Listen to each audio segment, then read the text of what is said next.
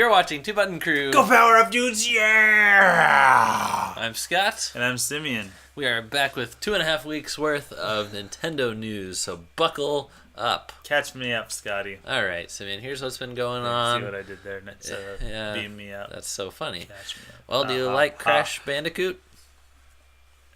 Good. I guess. Because the Insane trilogy might be coming to Switch, as well as a brand new Crash game. Brand new?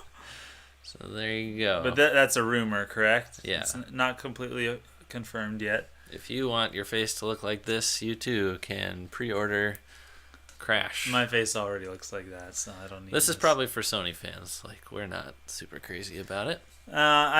I remember liking Crash Bandicoot as a kid, but now going back to it, it's like... Yeah. Okay. Well, Simeon, for those of us who thought that the Joy-Con were overpriced and that the IR sensor is useless, Labo continues to prove us wrong by showing... Do you see that? That is the crazy. IR camera can be used as night vision. How... See, it blows my mind because I thought that the IR camera was a piece of junk. Right. You play 1-2 Switch one time, Yep. and you would probably have come to the same conclusion that I did. That is like, okay, I'm sure that there is some sort of use for it. Yeah. But... I 100% agree with you. Let me tell you another awesome use, though. Okay, you seen the Labo car? I've seen it. Yeah. And how it's controlled with the... Don't look at me like that. What? Okay, like what? I don't know. Okay, I won't look at you. Okay, like it's controlled with a tablet touchscreen? Yes. Well, you don't even have to use that. You can put the thing here, and you can put your finger here, and it can just follow your finger around the fobbing table. What? Because of the camera. So there you go. What? $80 Labo. for every pair of Joy-Con justified by Labo. For real, though. Yet more Labo news. We've got this additional... That looks weird. this additional mode that can be played with Labo, and that's called Toy-Con Garage. And what Toy-Con Garage allows you to do is it's like mixing up the Labo inputs with the Labo outputs. For example, you can, instead of riding around with the motorcycle in the motorcycle game, you can steer the RC car with the handlebars. You can be like, bike input to RC car output. You see what I'm saying? What? Yeah. What? Yeah. Mac brings up a good point. MacTX says, since I'm never going to buy into Labo, I would have liked them to offer Joy-Cons for cheaper without all the extra stuff. Without the IR camera or whatever. Yeah, IR camera, maybe without HD Rumble. HD Rumble, maybe Amiibo NFC reader if you're that kind of Maybe person. they will. Maybe. They might do Wii Mini. But Labo's insane. The more I think about it, the more I think I'm going to end up with a heap of cardboard in my shopping cart. I might try to play it with my nephews or something. Make like a Scott and nephew video. I like that. What do you say? I like that. Nintendo is looking to support the Switch for more than the traditional 5 to 6 year period. Now this is good news.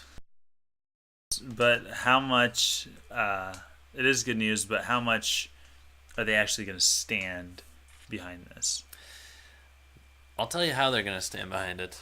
They'll release like a better Switch. Because I'm not saying... They're not saying like, we're going to keep releasing Switch games after the next thing comes out. They're saying Switch is going to be the main thing for longer than 6 years. But they'll do like... I say Project Scorpio, but that terminology is so far outdated. What, Xbox One X, is that what they call it? Yes. Whatever it is. Xbox One X is like the AOL Instant Messenger thing with the X's on each end of the name. That's the way I see it. Yeah. I know it's different than that, but probably not by much. So, Glenn says I never got into Crash. Sparkling Cyanide says, what if it's a more powerful Switch that comes out in 5 years? Then what happens with the power disparity? That's something that Sony and Microsoft are dealing with right now because they're doing these longer generations and they have Pro consoles or X consoles. I think it'd be okay. It's kind of like what Nintendo did with the new 3DS. Like some games just flat out ran worse on the older one, and a few of them were even exclusive. And I think they could probably go that same route with Switch. Probably. I definitely have gone on record multiple times with this prediction that there will be a 4K Switch that supports VR. So it's the one that comes out in 4 or 5 years. You can have a visor for it. It's high enough resolution that you can use it as a VR headset. And then, I'm happy about this news because I think the Switch is a winning formula that doesn't need to be completely reinvented in 4 or 5 years. No, I agree. This is a bigger question. Do you think that we're ever going to plateau as far as oh, that's not 4K resolution, I'm not going to get it? Because it seems like they do keep getting better and better beyond what I could have even imagined. Like with HD, I'm like, oh, it's HD. Okay. It's not going to get any better than that unless you get a better frame rate. Yeah. Well, that would sure be a great plateau. This is all the joke, but Oh. yeah, the question is has technology and especially display technology reached the point of diminishing returns? Yes. It has? Sure. Wow. Of course. I mean, the eyeball can't perceive much better than 4K. So when you 4K. 4K, Maria. 4K. Sparkling Cyanide says, the issue I have with the Scorpio and PS4 Pro is that the older systems hold back the true potential of the new iterations. So you just got to cut off the support of the older systems before too long. Yeah. And maybe the Switch 2 is just backwards compatible, so you don't have to throw away your Joy-Con and your old cartridges, but I mean everything's going to be this new platform. We'll see, but for now I think we're content. I am. It's definitely. official, and that's all there is to say for me. We have the Mario movie thing. Mario movie, yeah, by the people who made Minions. Yeah.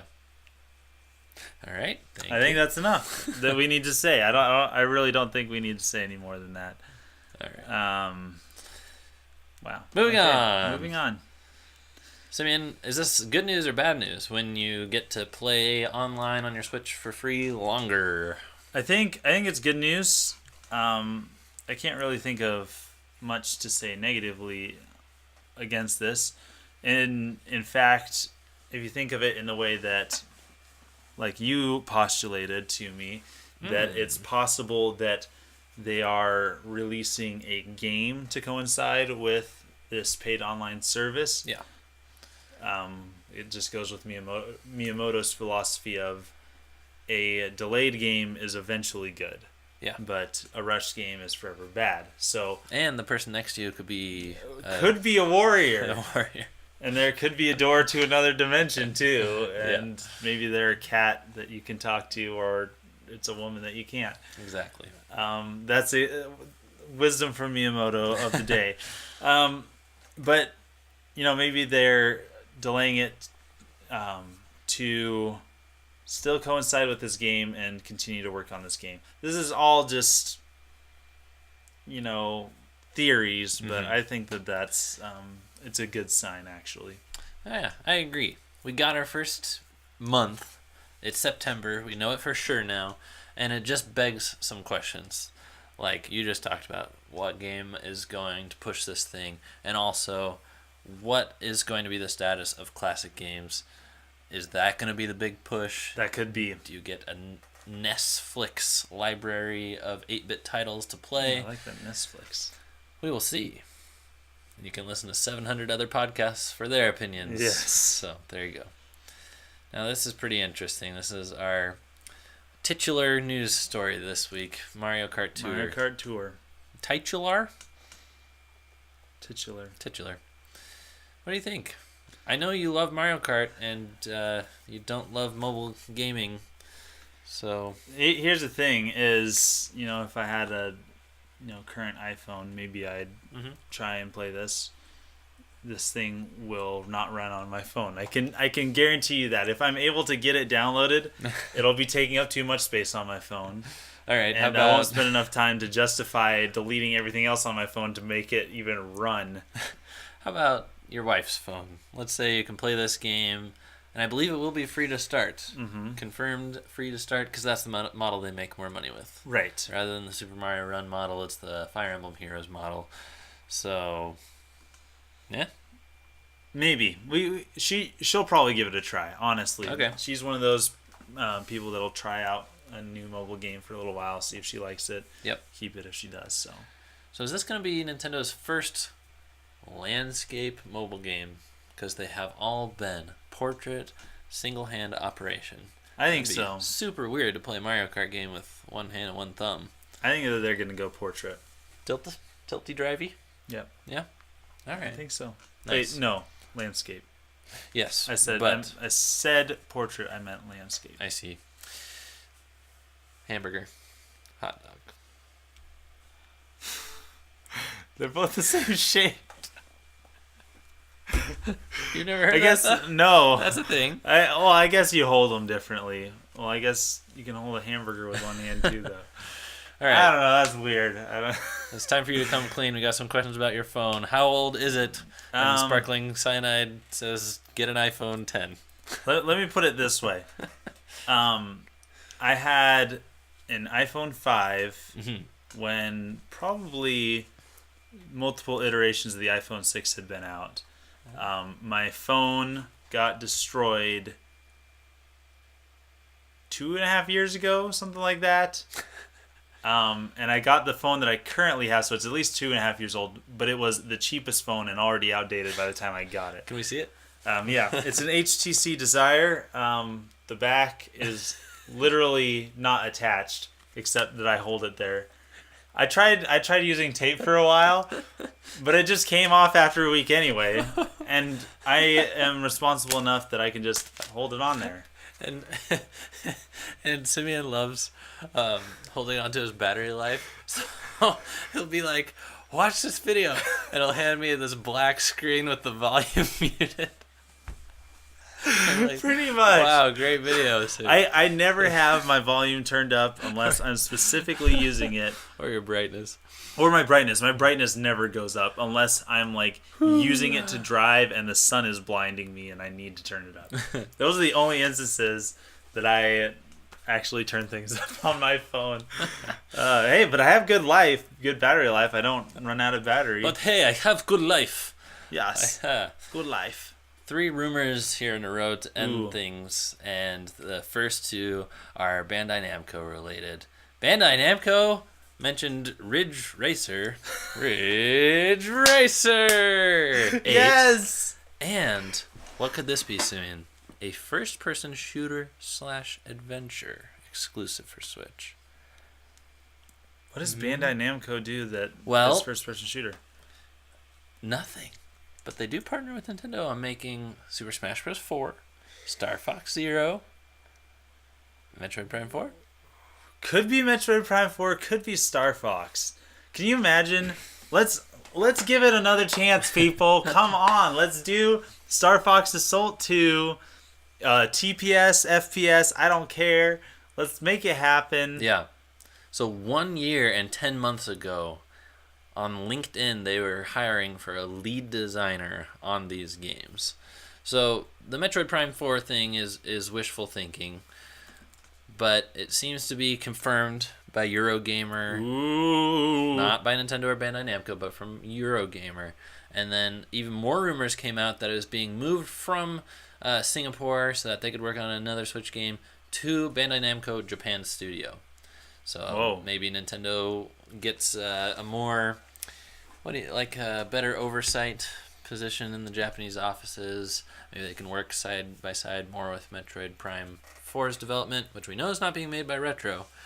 Right. Retro could honestly be working on Labo because the motorcycle thing is using Mario Kart tracks, which Retro helps with Mario Kart 7. what was the other? Oh, Donkey Kong Country. There's kind of like one of the games with the house was a minecart, kind of like Donkey Kong Country. So it all seems like retro software. Is So, retro labo. but I think I can trust Bandai Namco with Metroid Prime 4 because I really enjoyed Smash Bros. They seem like good people. They take good care of it when they're given the chance. So, but Sparkling Cyanide says really don't think Bandai Namco is working on the core game.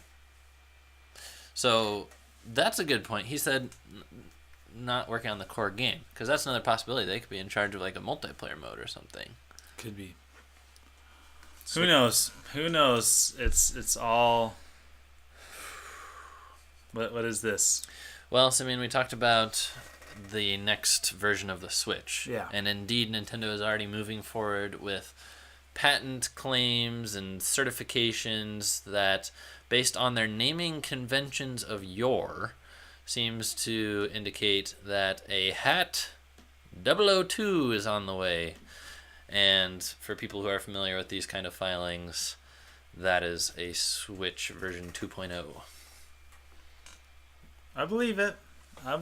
They're always... It's crazy that it's this early, though. They're always R-ing and D'ing. Researching and developing. Yes. So there you go. Here, Simeon, is a little overview of our news. What do you think was the most exciting story that we talked about today? Catching up on 2.5 weeks worth of announcements and rumors and rumblings. Poke the lip. I would have to say the Joy-Con IR camera. Okay. Because that is insane. That or the Toy-Con being compatible. Just the Labo news that came out is crazy. Like how much that has like just shown itself to be better and better. Yep. The marketing team has to be on top of this stuff. It sweetened the pot for sure. Yeah. I also wanted to, since it was such a light news week. Mm-hmm. So light. Nothing to report at all. Thought I could throw in a few quick demo impressions. I played Death Squared, free demo. All these are free demos. Buy them for free. Death Squared was an awesome co-op game where it's like puzzles, and when I move, I might stop blocking a laser that comes and kills you. So we have to move like in tandem and communicate and stuff. Ooh. Very, very good co-op game to use with the Share the Joy mode. So I recommend that one. And if you enjoy the demo, buy it. Inversus Deluxe. This was a very short demo. Only gives you a few minutes of gameplay, but it's another 2-player game. This one's Versus, as you can probably tell by the title. Mm-hmm. And basically what it is a 2-dimensional Splatoon. In Splatoon, you're trying to cover area in your color so you can move through that area faster, and you're trying to shoot the opponent. That's exactly what Inversus Deluxe is, but it's just on a 2D plane, black versus white. You're shooting, you're making paths to come and shoot your opponent. So there you go. Sounds intense. 2 very good demos. Eternoblade, hot trash game. It was not good. Yeah, I want a refund on the demo because basically this game is like if Altered Beast just progressed through the years without progressing. Like it's a modern day Altered Beast with the same exact horrible gameplay and just better graphics. How about the sound? Is it still? No, I mean they got some like Japanese voiceover stuff in there. I think it was just horrible. It's like this game could have used like 2 more years in the oven, and it's a side-scrolling beat 'em up, and you got a sword, and there's these little potato sack guys that run at you, and you just slash them up, and that's it. It's just horrible everything. It might be fun to play with you, Simeon. Oh my gosh. Potato sack men, count me in. Count me in. Thanks for watching. Thanks for being a part of the crew. Don't forget to leave your comments. You guys have been keeping the comment section busy. It's fantastic. Yes. Even if you're watching it back, leave us a comment. We see those. Yep. And we do see them. Even if we don't respond to them, we at least see them. So. Next video we got coming up, we're going to put these GameCube controllers Oh to my work. goodness. And we're actually going to be playing Smash Bros. With no thumbs. So stay tuned for that, whether you're on the live show or you're subscribed to our channel. Yes. See you for a lot of fun in that segment. And we'll meet you there. Signing out.